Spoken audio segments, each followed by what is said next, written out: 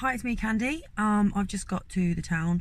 I am shooting some social media content for some influencers, blogger type people, some PT people.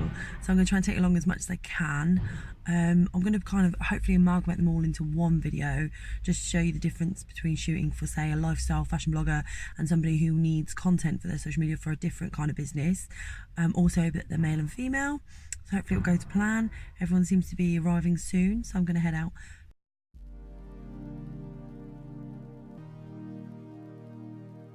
Hi, I just wanted to do a quick sort of talk over, I guess, of what it's like to photograph for social media content. So you must always research your client, depending on what they like, what their aesthetic is, what their style is. You know, you don't want to be doing crazy photo angles on somebody who's more traditional in their posing, unless they ask for that and they want to branch out and possibly rebrand.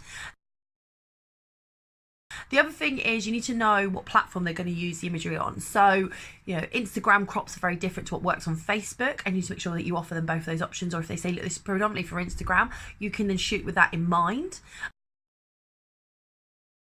Also, don't be afraid to use negative space. So, like, I might shoot someone over this, actually probably better this side, over this side, so they can use this side of the imagery to write some typography and have and use it then for additional purposes like a thumbnail or for a blog post.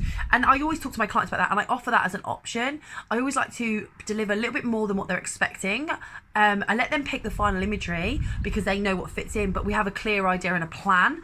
I also think with bloggers, if they like your work, they'll keep coming back. I've got quite a few repeat clients, so what I tend to do is offer them a special rate for bloggers on the proviso that they tag me and they credit me. Not only in the picture they tag me, but they also credit me in the thing below, and they get a special subscription charge for that.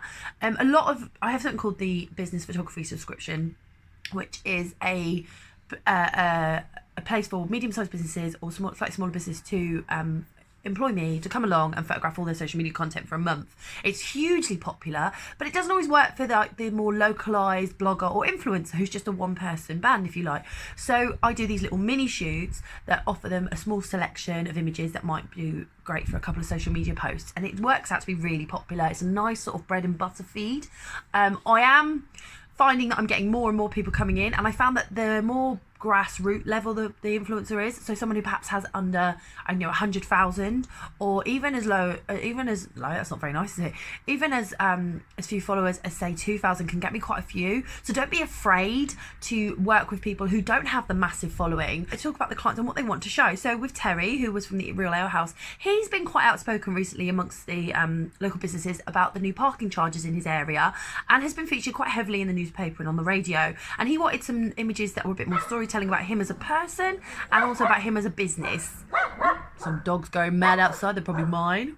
And so I made sure that I did some real storytelling with his. So we had the reflection of the parking and the road outside in his pictures so that you could get to know him a little bit more, but also showed a bit of the alehouse and this warm, cosy feeling. With Nicole, who goes around Northamptonshire photographing all around the area and places to hide, we wanted to do something that was not just iconically Northampton, like the Guildhall, but also stuff that she could use elsewhere in other articles. So the picture of her holding the gin is like, she could talk about the Real Ale House, but she could talk about, best places to get a gin and tonic, best places, to have a lunchtime tipple. There's all sorts of, we've thought about this, but also if you notice, there's some space down one side so she could do some text overlay.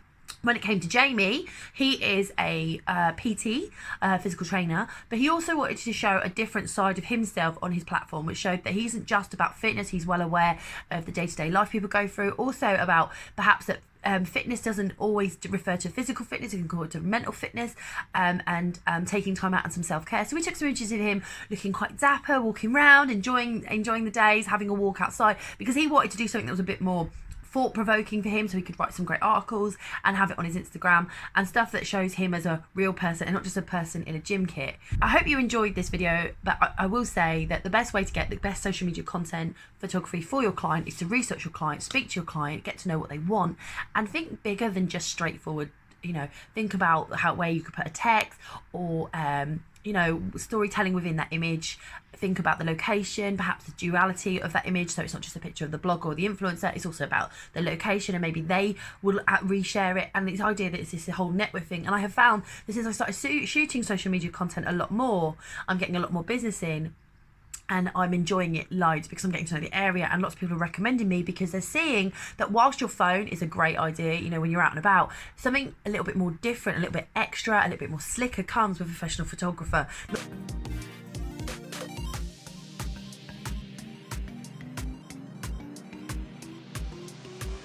Don't forget to like, subscribe and comment below. Let me know which photos you love the best, and yeah, or drop your Instagrams below because I'd like to see what you're up to.